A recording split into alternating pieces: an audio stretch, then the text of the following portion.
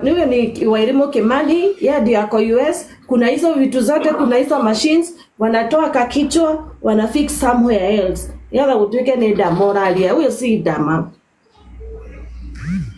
Na mwenye anasema ni dama, asimame hapo aniambie ni dama.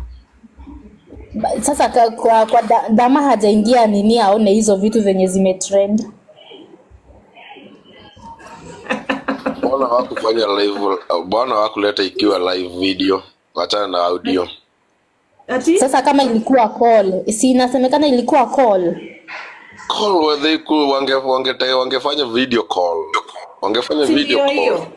Hiyo si dama, na sisi wote tunakufa na tunasema huyo si dama aliongea. Huyo ni Wairimu Kimani anataka kuharibia Bishop na amecreate hizo voices zote. Huyo wachana anataka kuharibu na haiwezekani. Yes, exactly. Huyo si dama aliongea. Huyo ni Wairimu Kimani ametengeneza voices. Mimi nilisema ogopa social media. Mimi nilisema hata kwa Biblia kuna shetani na Yesu na kila mtu ana wafuasi wake. So achana na wafuasi wa Bishop Ben wa Kai. Unacheka. Si dama. Ni ebite. Hapo hakuna dama, na mwenye anasema ni dama na anasimama hapa aseme ni dama. Akuje hapa aongee aseme yeye alisikia.